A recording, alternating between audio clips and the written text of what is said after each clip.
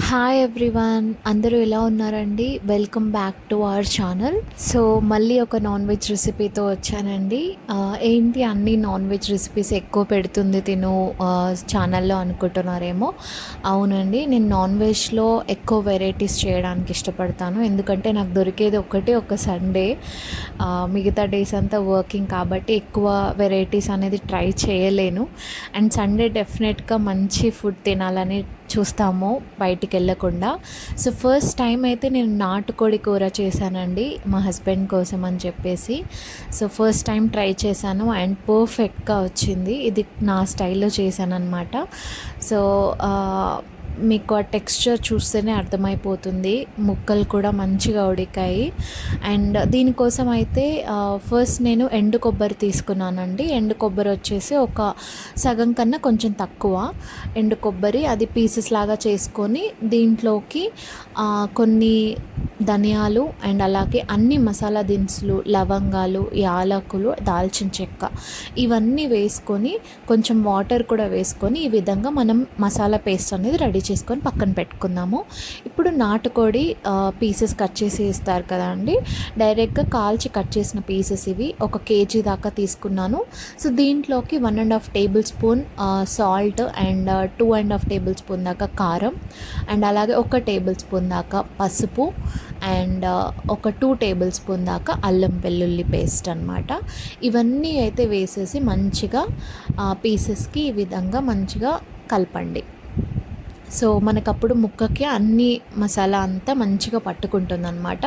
So ఇది పక్కన పెట్టేసుకొని ఇప్పుడు కొంచెం పెద్ద సైజ్ ఆనియన్ ఉంటే పెద్ద సైజ్ ఆనియన్ ఒకటి సరిపోతుంది, లేదు అంటే ఒక 2 ఆనియన్స్ దాకా చిన్నవి అయితే పడతాయి.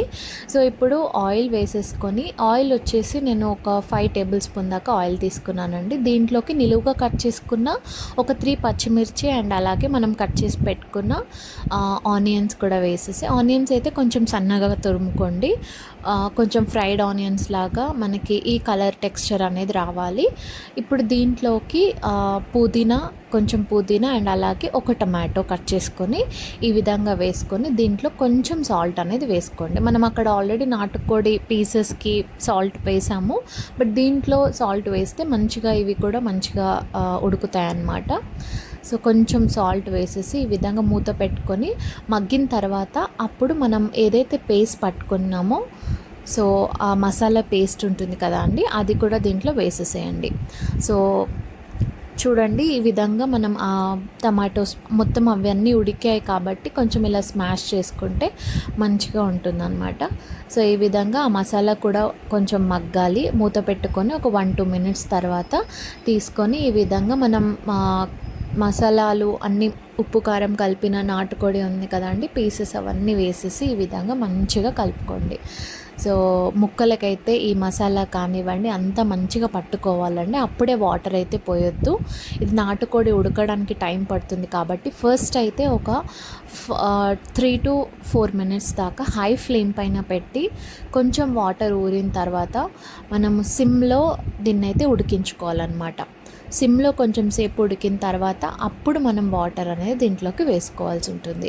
సిమ్లో అట్లీస్ట్ ఒక 10 మినిట్స్ దాకానైనా నాటుకోడి మనకి పీసెస్ అనేది ఉడకాలండి. సో 10 మినిట్స్ సిమ్లో మూత పెట్టుకొని ఉడికిన తర్వాత అప్పుడు మీరు కావాల్సినంత, మీకు టెక్స్చర్ ఎలా కావాలి, మరీ పులుసులా కావాలా లేకపోతే కొంచెం కర్రీలా సరిపోతుందా, దాన్ని బట్టి మీరు వాటర్ క్వాంటిటీ వేయండి.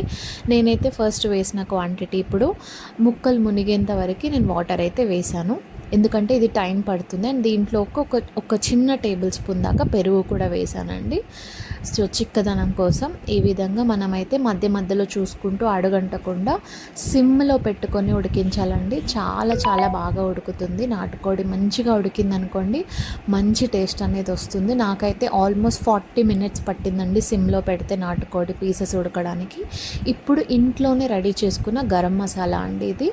సో ఇది కూడా ఎలా చేయాలనేది నేను ఒక వీడియో పెడతాను. మీకు ఒకవేళ ఎవరికైనా కావాలి ఆ రెసిపీ అంటే మీరు కామెంట్ చేయండి, నేను వెంటనే పెట్టేస్తాను మీకు కూడా ఎలా చేయాలనేది. ఈ విధంగా లాస్ట్లో కొత్తిమీర అండ్ గరం మసాలా వేసేసుకొని ఇంకొక పావు గంట 10 నిమిషాల దాకా మనకి పీసెస్ అనేది మంచిగా ఉడికాయి. మరీ నుజ్జు అయితే అవ్వవు నాటుకోడి ముక్కలు, మటన్ ముక్కల్లాగా అనమాట.